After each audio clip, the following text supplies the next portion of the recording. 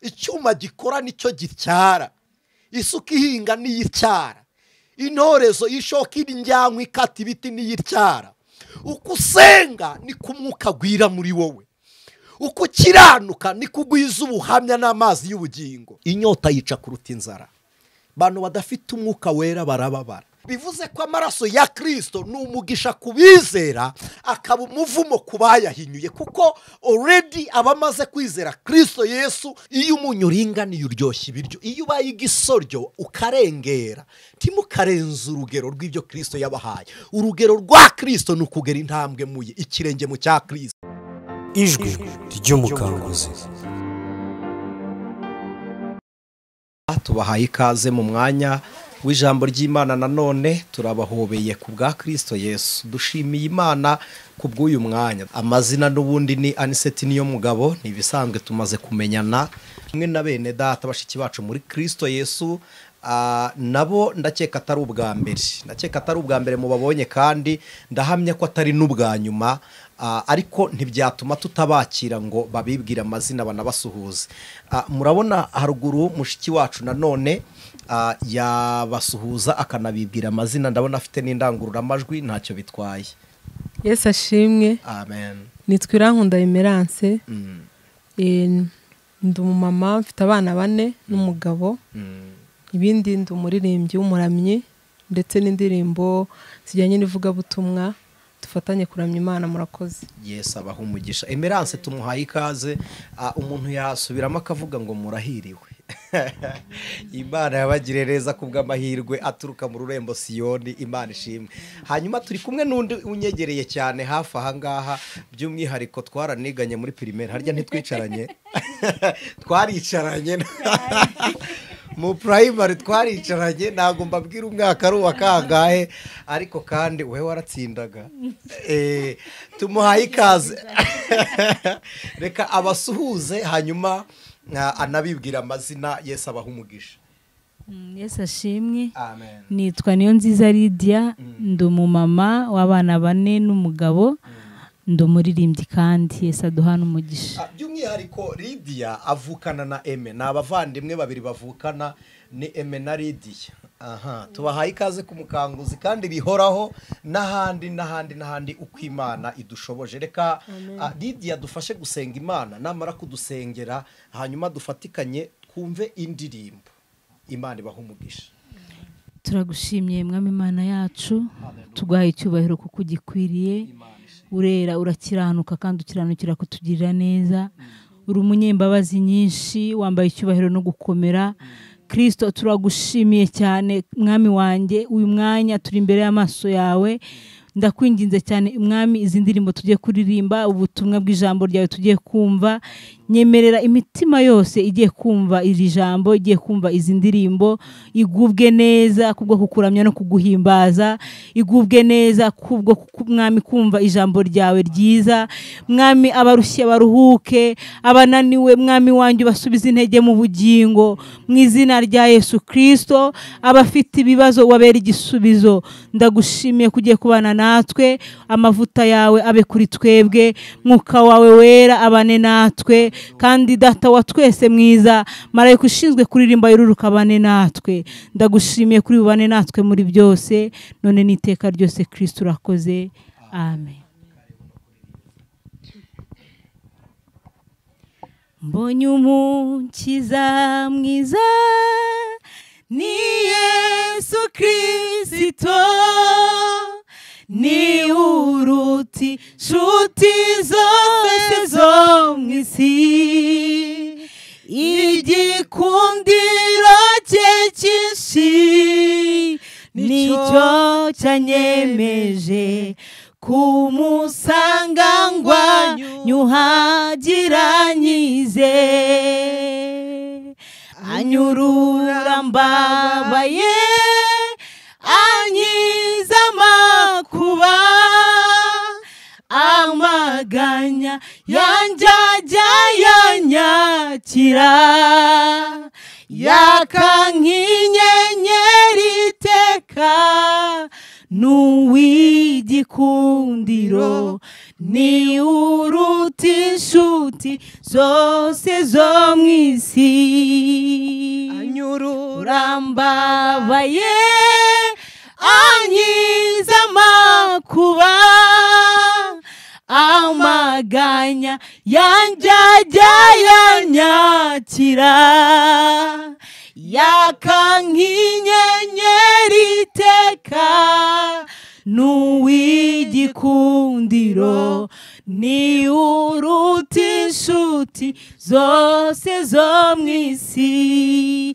Intimba zanjye zose yarazikoreye, ukongera gejwa ndinda wa mubi, ibyantwazaga igitugu yarabimbatuye, n'igihome cyanjye njyamwihishamo, naterwa na Satani ngahanwa n'inshuti, Yesu azana barangeze mu ijuru, yaka nk'inyenyeri iteka, n'uw'igikundiro, ni uruta inshuti zose zo mu isi.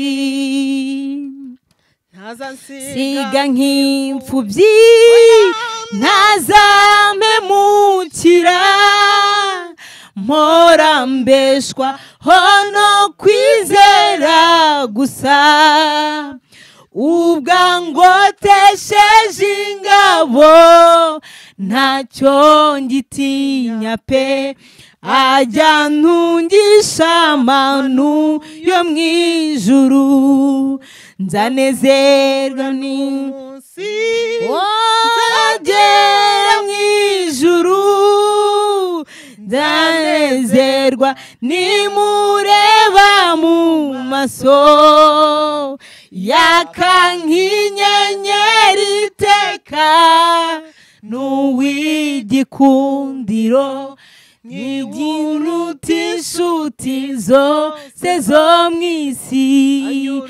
Anyurura mbabaye ankiza amakuba, amaganya yanjye ajya yanyakira, yaka nk'inyenyeri iteka, n'uw'igikundiro, ni uruta inshuti zose zo mu isi.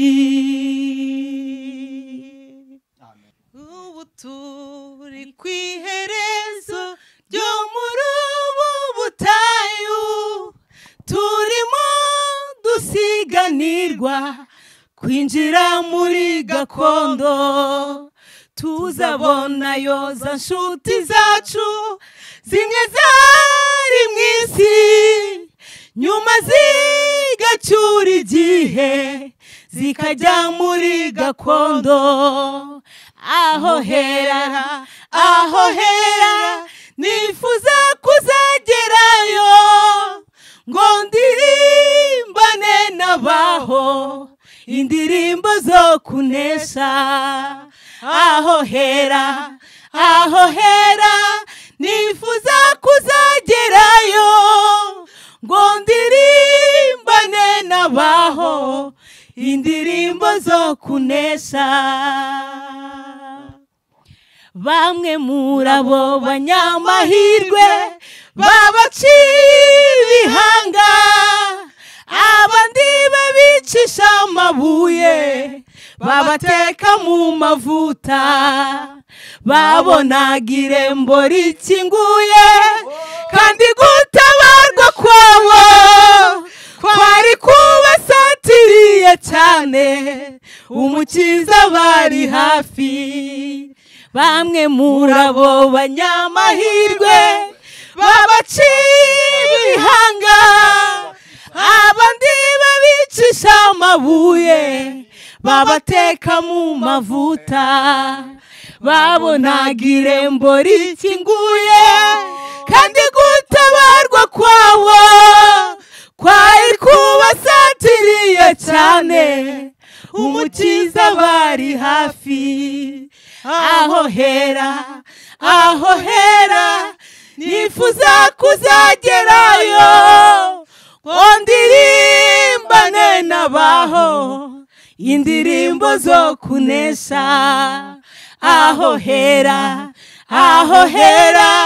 nifuza kuzagerayo ngo ndirimbane n'abaho indirimbo zo kunesha bakundwa turabana b'Imana icyakora uko tuzasa ntikurerekanwa bene data icyakora kuri hafi murebe ibyabaye kuba kera natwe bitugezeho umuri yatangiye umurimo ni nayiza usohoza aho hera nifuza kuzagerayo ngo ndirimbane n'abaho indirimbo zo kunesha aho hera nifuza kuzagerayo ngo ndirimbane n'abaho indirimbo zo kunesha aho hera nifuza kuzagerayo ngo ndirimbane n'abaho indirimbo zo kunesha aho hera nifuza kuzagerayo ngo ndirimbane n'abaho indirimbo zo kunesha urukundo rukomeye cyane twahawe n'Imana ihoraho twahinduwe abana b'Imana ihoraho dukwiye kubana mahoro tuzanezerwa cyane mu ijuru tuzaririmbana n'abera tuzambikwa ikuzo muri urwo rukundo nta marira azaba mu ijuru utugirira ubu ntumanihoraho mu rugendo rwacu dufite utwoherereza umugisha mukiza tubashe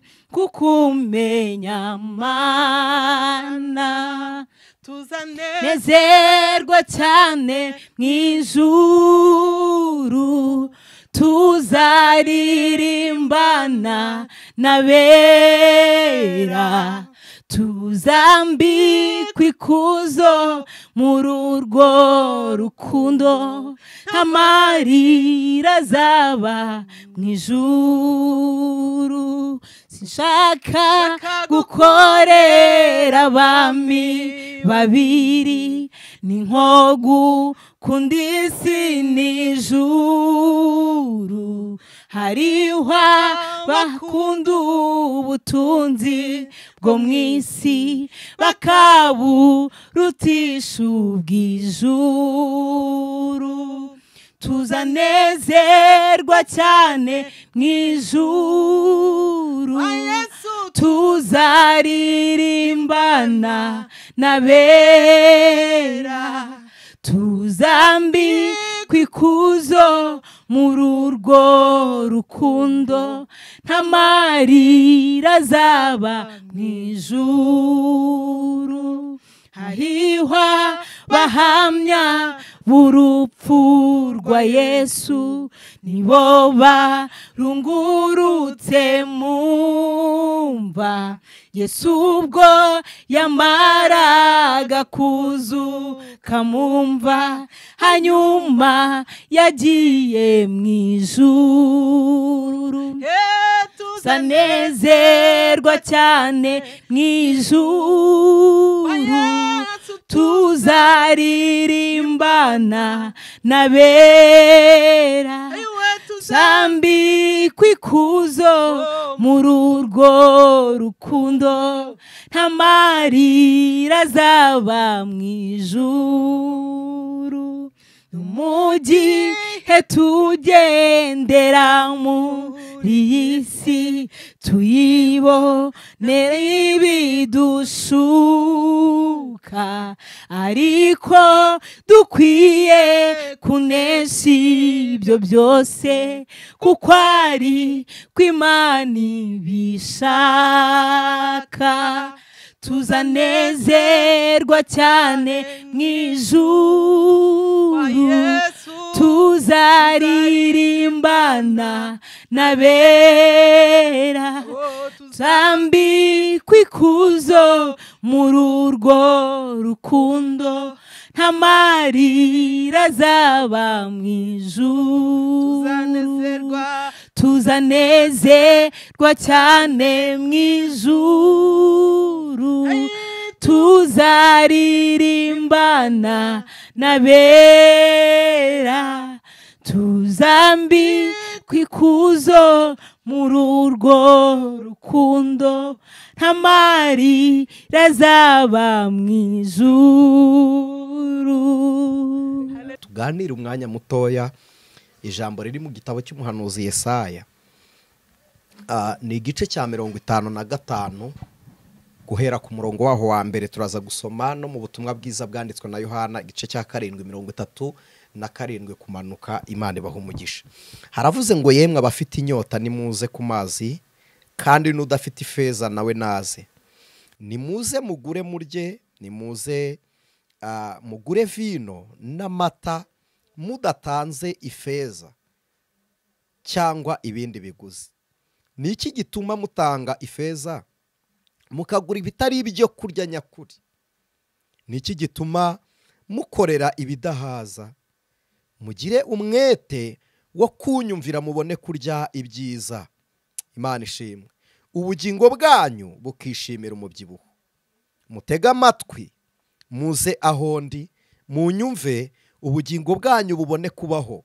Nanjye nzasezerana namwe isezerano rihoraho, ari ryo mbabazi zidahwema Dawidi yasezeranijwe. Imana ishimwe. Reka dusome n'ubutumwa bwiza bwanditswe na Yohana igice cya 7 umurongo wa 37. Haravuze ngo nuko ku munsi uheruka w'iyo minsi mikuru, ari wo munsi uruta iyindi, Yesu arahagarara avuga cyane ati, umuntu nagira inyota aza aho ndi anywe, unyizera imigezi y'amazi y'ubugingo izatemba iva mu nda ye, nk'uko ibyanditswe bivuga. Ibyo yabivuze yerekeza ku Mwuka wera, uwo abamwizera bari bagiye guhabwa, ariko ubwo Umwuka yari ataraza, kuko Yesu yari atarahabwa ubwiza bwe. Mwakire neza iri jambo ry'Imana. Ndi gusoma numvisha ahandi twarenzaho muri hangana si ukurambirana, wenda tuganire bike. Nababwiye ngo hari igihe njya mfashwa, ahandi twarenzaho niyo twahavuga mu magambo, ariko reka ne gukoresha amagambo kuruta inyandiko. Ni Matayo, ubutumwa bwiza bwanditswe na Matayo, umurongo ni igice cya 28, umurongo waho wa 18. Haravuze ngo nuko Yesu arabegera avugana n'abati, nahawe ubutware bwose mu ijuru no mu isi. Nuko mugende muhindura abantu bo mu mahanga yose abigishwa, mubahindura abigishwa, mubabatiza mu izina rya Data wa twese n'Umwana n'Umwuka wera, mubigisha kwitondera ibyo nababwiye byose, kandi dore ndi kumwe namwe iminsi yose kugeza ku mperuka y'isi. Amen. Mwakire neza iri jambo ry'Imana. Imana y'abera, Imana idakiranirwa, Imana ikiranuka, Imana y'amahoro ibaha umugisha. Reka tuganire ku isoko y'amazi y'ubugingo, hama dusenge. Ndumva aho uri nakubwira ngo Imana data wa twese idudubiriza umugezi aho ngaho uri. Ndumva navuga ngo umugezi w'amazi y'ubugingo utembere mu rugo rwawe.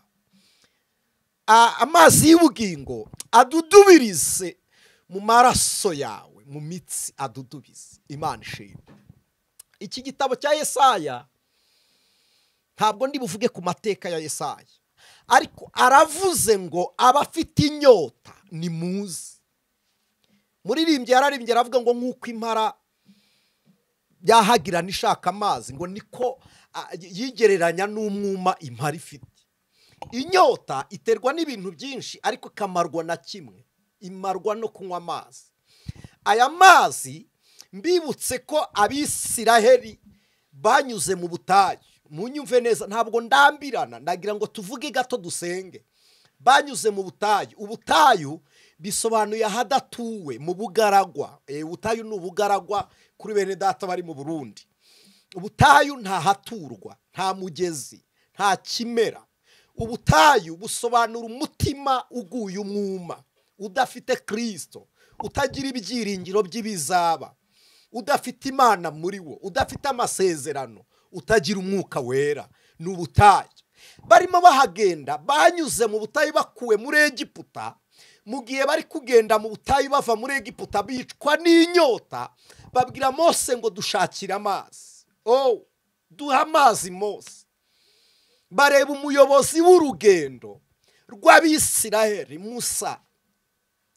Bareba uw'Imana yabashyize imbere, baramubwira ngo turanyotewe Mose we.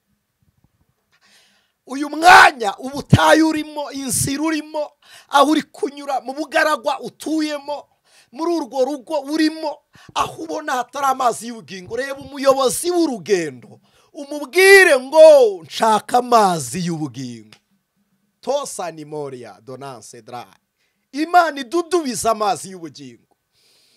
Mose yegera Imana arayibaza ngo amazi ndayakura. Iramubwira ngo genda utegeke urutare. Urutare ni rwo rufite amazi. Mu rutare niwo muri bukura amazi yo kunywa. Niho hari buva inyota ibamara umwuma w'icyaha.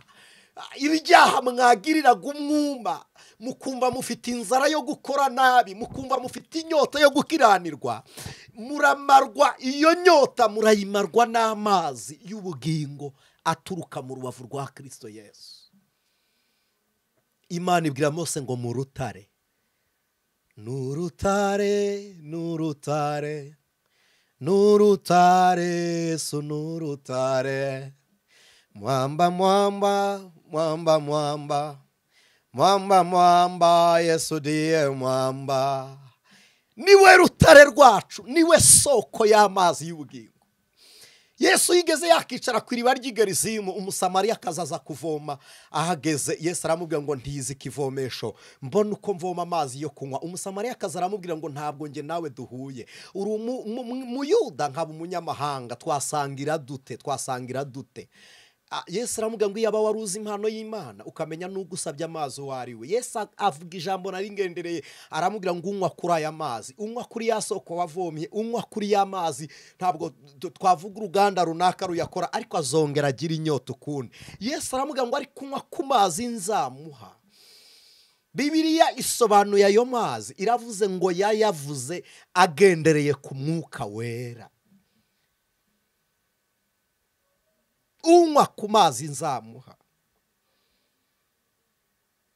unywa kuri ayo mazi, niba utazongera kugira inyota ukundi. Umukobwa wanyweye ku mazi y'ubugingo ashira irari, aba umuhamya w'agakiza ka Kristo kari muri we. Bibera umusore gutyo, bikabera umugabo bityo, bibera umugore gutyo. Bene uwo aba umuhamya atsindira ibyaha aho bigushiriza abandi kubera amazi y'ubugingo. Uba warashize inyota, ugera igihe cyo gukora icyaha, wakireba ukabona nticyashushanwa n'umubiri wa Kristo, ukabona ntabwo cyangana no gutaha ko bakiranutse. Ureba isi ukayizinukwa. Ibyino mwise ndabehenyuye, sigaye nifuza ibyo mu ijoro. Inyota imarwa no kunywa amazi. Inyota yica kuruta inzara. Abantu badafite umwuka wera barababara.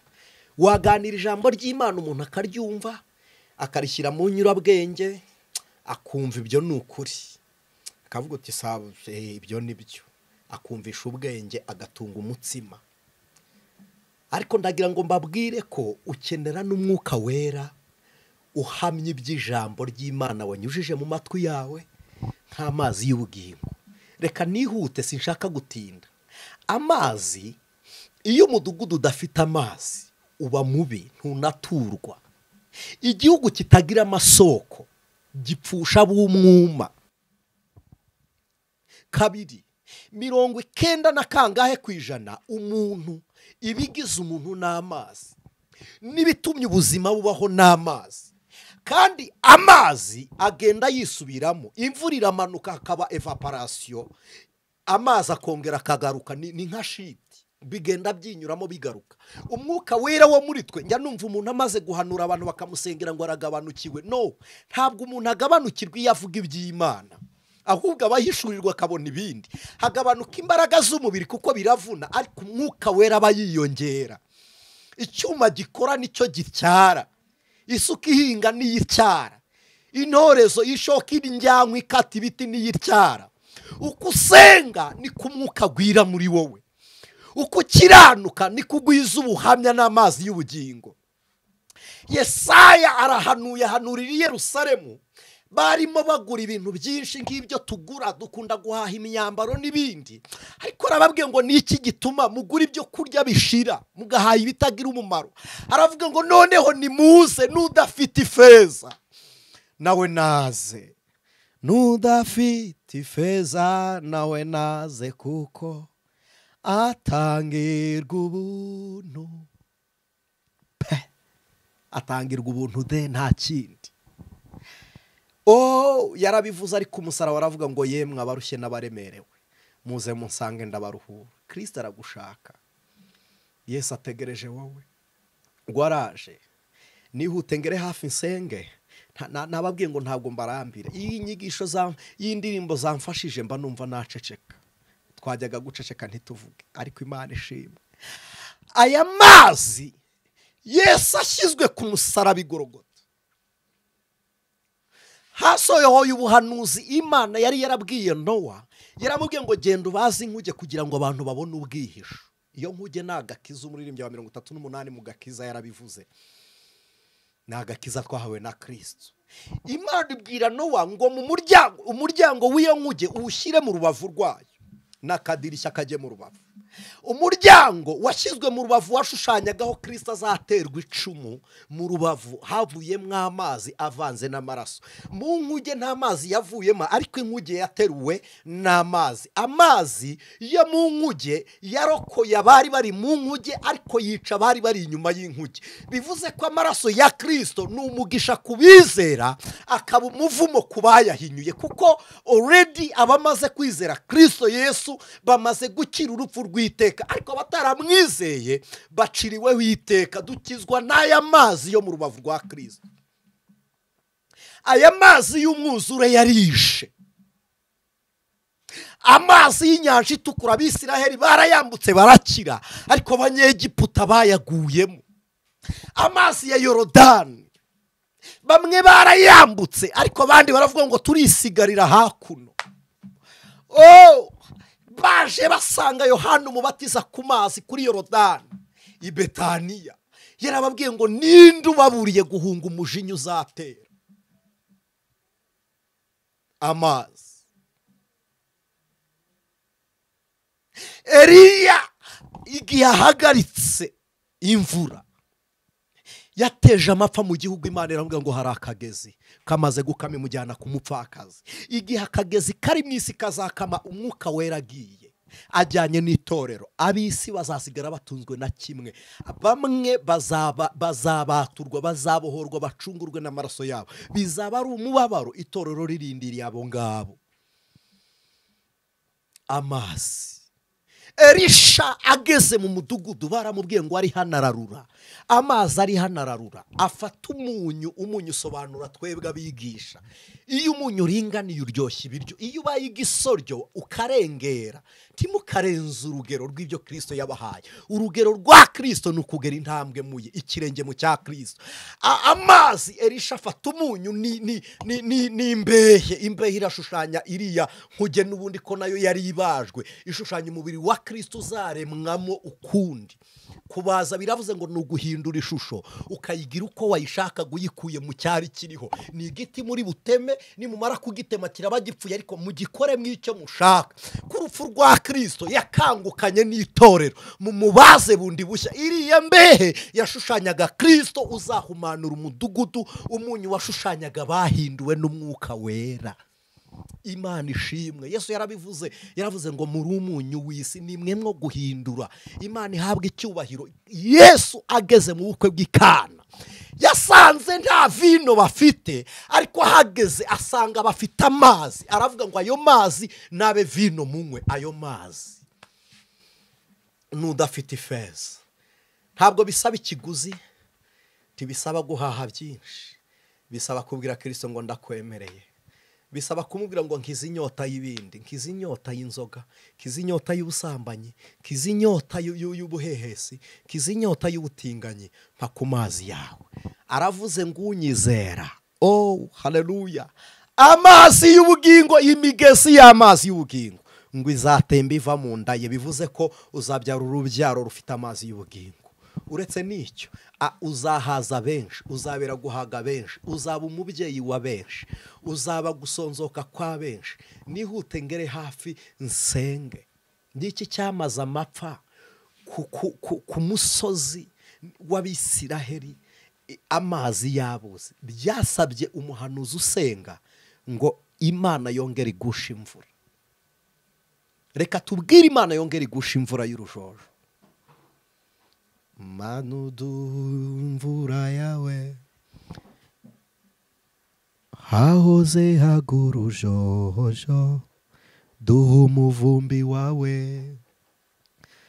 Manu tuvubira imvura iy'umugisha wawe. Imana ituvubira imvura. Imvura y'agakiza icuncumuke ku rubyiruko, icuncumuke ku bana, icuncumuke ku bagabo n'ababyeyi. Iyi mvura icuncumuke idukize, kuko Yesu iyo yakizaga ubugingo yabwiraga umubiri ngo nawo nukire, ubugingo bumaze gukira. Imigezi y'amazi y'ubugingo nitembere kuri mwebwe. Imana imaze kurema Edeni yayizengurukije imigezi. Bivuze ko aho muzaruhukira nta mapfa. Kuro atera Babuloni, Imana yamuyoboye ubwenge ayobya amazi. Iyo amazi ayobye, umudugudu urafatwa. Iyo Umwuka wera atagikorera muri wowe, urafatwa. Iyo amazi atagitemba, Kuro yayobeje amazi aca munsi y'ibiraro, isezerano rirasohora rivuga ngo amarembo ntazugarirwa. Banyuraho amazi yatemberaga yayoborera mu byobo byari byaracukuwemo kubakwamo ya minara y'i Babeli. Arangije yinjira mu mujyi wa Babuloni, Babuloni iraterwa. Iteka ryose iyo umuntu atakaje Umwuka wera abura ubugingo muri we. Ndagira ngo dusengane Imana. Umwuka wera, Umwuka wera ndakunyotewe, ngwino uganze muri nje. Umwuka ngwino tubane, ngwino twiyoborere mwana. Ndagira ngo dufatikanye nawe gusenga. Banza ukore meditation, kora meditation. Banza utekereze ku buzima bwawe. Ese wihaye ubuhamya ukaganiriza Imana, uri umugenzi. Kwitwa umugenzi ni ukuba hari aho wavuye mu biki. Urumva waravuye, werekeye. Imana ibaha umugisha, Imana ibaha umugisha. Kora meditation. Ubugingo bwawe ntibwishwe n'umwuma. Inyota ufite n'ibyiki, nizo kunywa iki, nizo kurya iki. Inyota ufite n'izibiki. bwira Imana ngo mpereza amazi y'ubugingo. Kora meditation, wongera uyibwire ngo mpa amazi y'ubugingo. Igicaniro cy'amasengesho muri wowe cyarazimye, wongera ubwire Imana ngo mpa amazi y'ubugingo. Mana turagushimiye, hembura uyu mubyeyi, uhembura uyu mukobwa n'uyu musore, kugira ngo ubugingo bwacu buhembuke. Waducunguje kumanika umubiri wawe ku musaraba kugira ngo dukire. Uruzi rw'ubugingo rwavuye mu maraso ya Kristo nirwo rwatwogeje ibyaha. Tugirire neza Mwami, tugirire neza Mwami, tugirire neza Mwami. Tuvomerere zuru ubugingo, zuru ubuzima. Hembura, ongera watsi igicaniro Mwami, ongera ududubise amazi y'ubugingo, ongera uduhe imbaraga zinesha ibyaha, ongera uduhe gukumbura agakiza no kunesha. Tubisenze twizeye tugushima Mwami Yesu, amen. Imana ibahe umugisha. Ijwi ry'Umukanguzi.